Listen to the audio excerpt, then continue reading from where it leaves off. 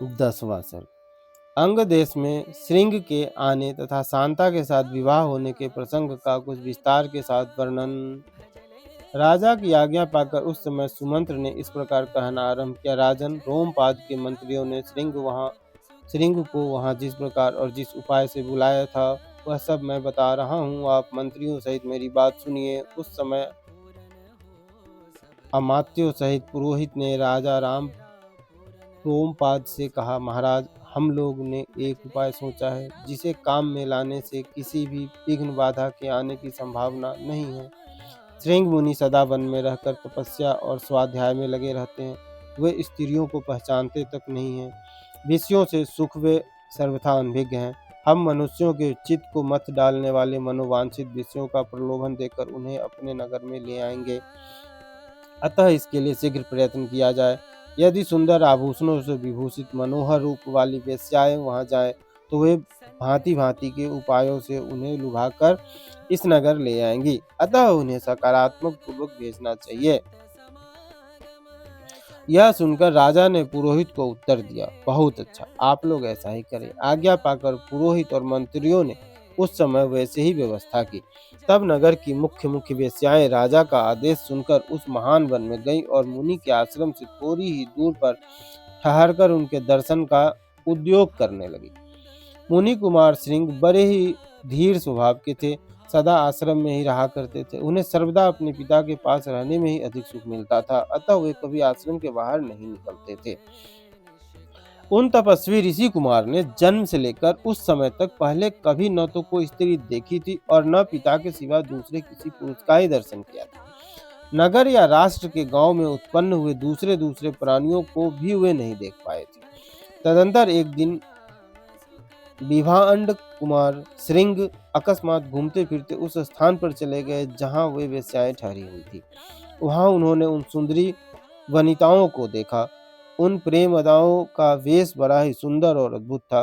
वे मीठे स्वर में गा रही थी। ऋषि कुमार को आया देख सभी उनके पास चली आई और इस प्रकार पूछने लगी, ब्राह्मण, आप कौन हैं, क्या करते हैं तथा इस निर्जन वन में आश्रम से इतनी दूर आकर अकेले क्यों विचर रहे हैं? यह हमें बताइए, हम लोग इस बात को जानना चाहती हैं।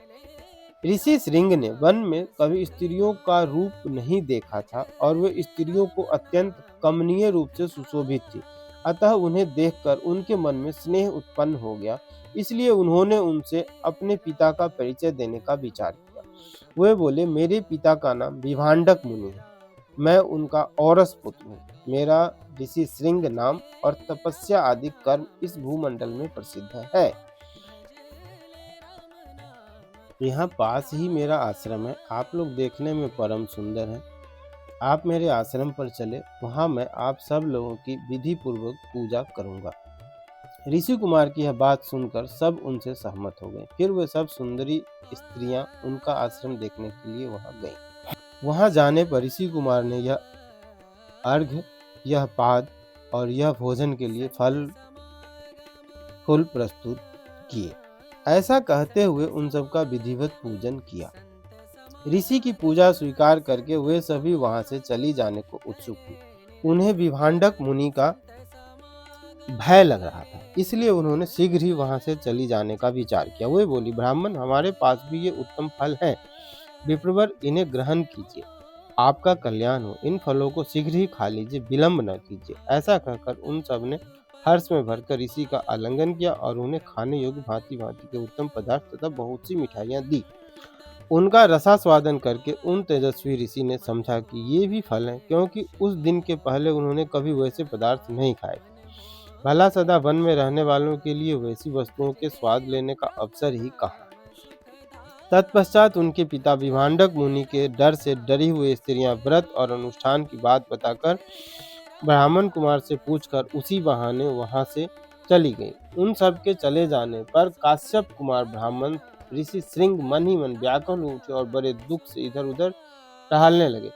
तदंतर दूसरे दिन फिर मन में उन्हीं का बारंबार चिंतन करते हुए शक्तिशाली विभांडक कुमार श्रीमान ऋषि श्रृंग उसी स्थान पर गए जहाँ पहले दिन उन्होंने वस्त्र और आभूषणों से सजी हुई उन मनोहर रूप वाली वेश्याओं को देखा था। ब्राह्मण ऋषि श्रृंग को आते देख तुरंत ही उन वेश्याओं का हृदय प्रसन्नता से खिल उठा।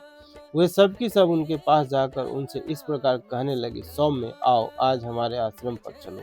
यद्यपि यहाँ नाना प्रकार के फल फूल बहुत मिलते हैं, तथापि वहाँ भी निश्चय ही इन सब का विशेष रूप से प्रबंध हो सकता है। उन सब के मनोहर वचन सुनकर ऋषि श्रृंग उनके साथ जाने को तैयार हो गए और वे स्त्रियां उन्हें अंग देश में ले गईं।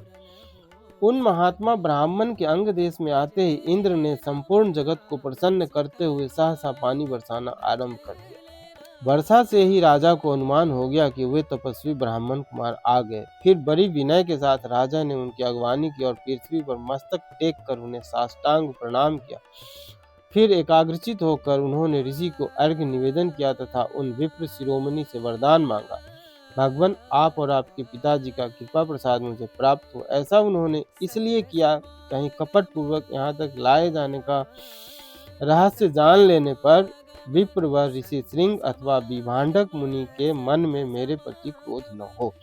तत्पश्चात ऋषि श्रृंग को अंतःपुर में ले जाकर उन्होंने शांत चित्त से अपनी कन्या शांता का उनके साथ विधि पूर्वक विवाह कर दिया। ऐसा करके राजा को बड़ी प्रसन्नता हुई। इस प्रकार महातेजस्वी ऋषि श्रृंग राजा से पूजित हो संपूर्ण मनोवांछित भोग प्राप्त कर अपनी धर्मपत्नी शांता के साथ वहां रहने लगे। इस प्रकार श्री वाल्मीकि निर्मित आर्ष रामायण आदि काव्य के बालकांड का 10वां सर्ग पूरा हुआ।